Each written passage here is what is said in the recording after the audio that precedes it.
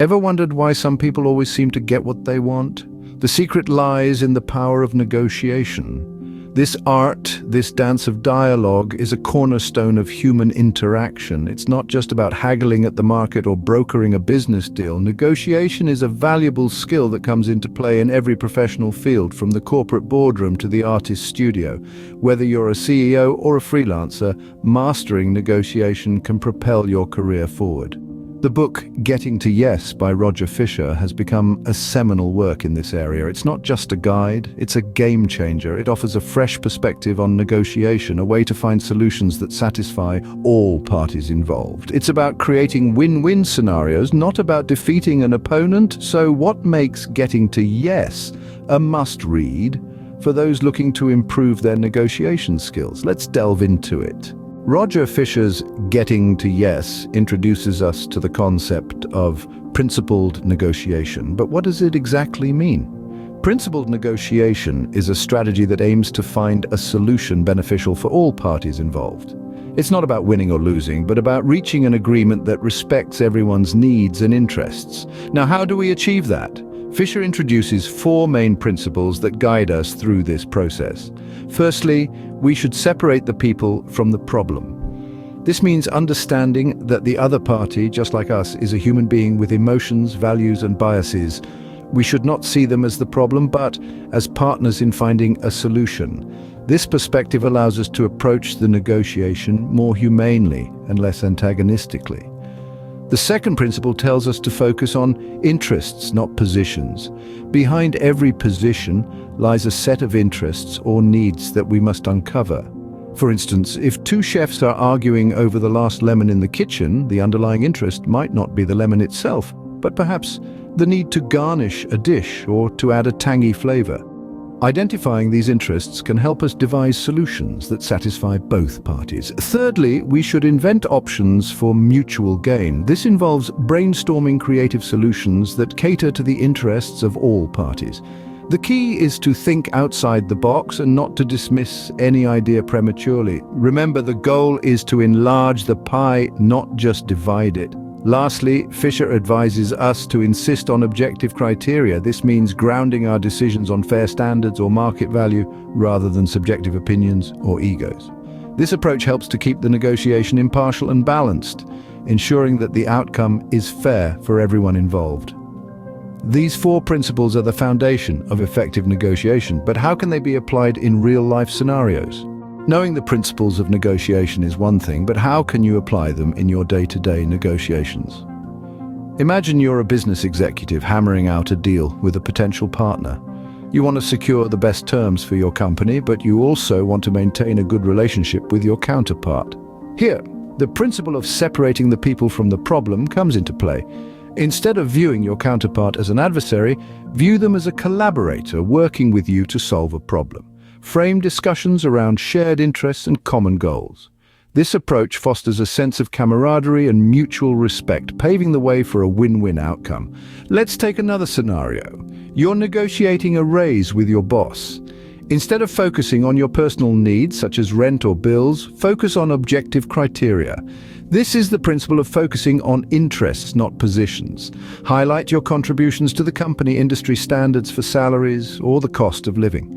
By grounding your arguments in objective facts, you can steer the conversation away from personal biases and towards a fair resolution. Now let's consider a more personal situation. You're trying to decide where to go for vacation with your spouse. You want to go to the mountains, but your spouse wants to go to the beach. Here, the principle of inventing options for mutual gain can be a lifesaver. Instead of sticking to your initial positions, brainstorm options that could satisfy both of your interests. Perhaps there's a coastal city near the mountains where you could both enjoy your preferred activities. By expanding the pool of options, you increase the chances of finding a solution that makes both of you happy. Lastly, suppose you're in a negotiation where the other party is stubbornly sticking to their position and refusing to budge. This is where the principle of insisting on using objective criteria comes into play. Instead of getting caught up in a battle of wills, steer the conversation towards standards that both parties can agree on. For instance, if you're negotiating a price, you could refer to market rates or expert valuations. By anchoring the negotiation in objective criteria, you can prevent it from devolving into a power struggle. As we've seen, the principles of getting to yes can be applied in a variety of situations, from business deals to personal relationships.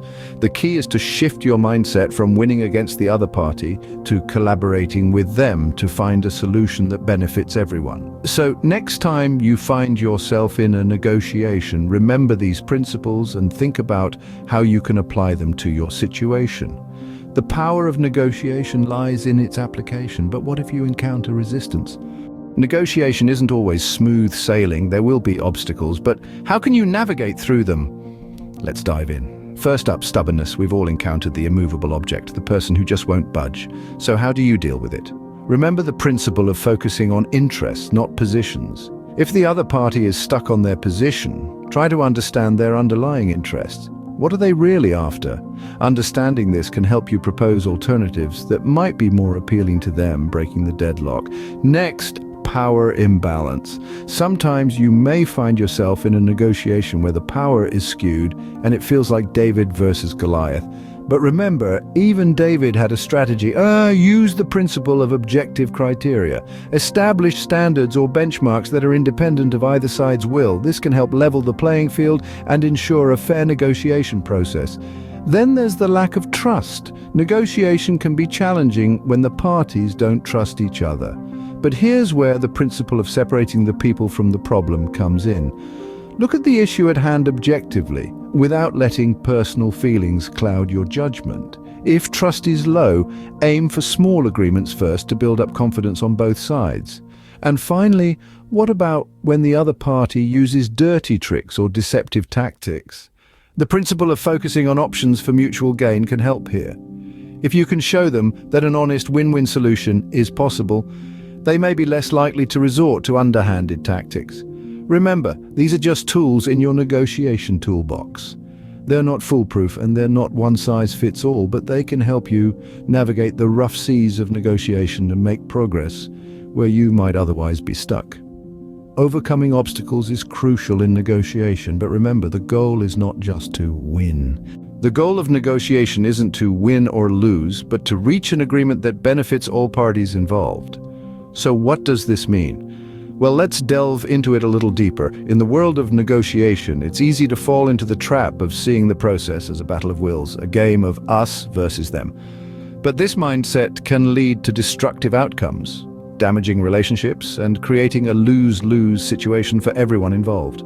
Instead, Roger Fisher, in his book Getting to Yes, promotes a different approach, one that focuses on mutual benefits and maintaining relationships. Imagine negotiation as a dance rather than a boxing match. It's about moving together in harmony, not about knocking out your partner. In this dance, both parties are striving to achieve an outcome that is beneficial to them, but also to their dance partner. This is the essence of win-win negotiation, a concept Fisher strongly advocates for. In practice, this means looking for common interests and seeking out solutions that fulfill those interests for all parties. It's about thinking creatively and collaboratively, rather than competitively. And above all, it's about preserving and strengthening relationships. After all, today's negotiation partner could be tomorrow's ally or collaborator. Now, you might be wondering, but what if the other party is aggressive or unreasonable? Well, Fisher has an answer for that too. He advises us to separate the people from the problem. This means treating the other party with respect and understanding, regardless of their behavior or stance. It's about focusing on the issue at hand, not on personalities or emotions. In conclusion, the true goal of negotiation, as outlined in Getting to Yes, is not about winning or defeating the other party. It's about reaching a mutually beneficial agreement while maintaining and even strengthening relationships. It's about transforming negotiation from a battle into a cooperative and productive process. Remember, negotiation is not a battle, but a process of problem solving. So, are you ready to master the art of negotiation?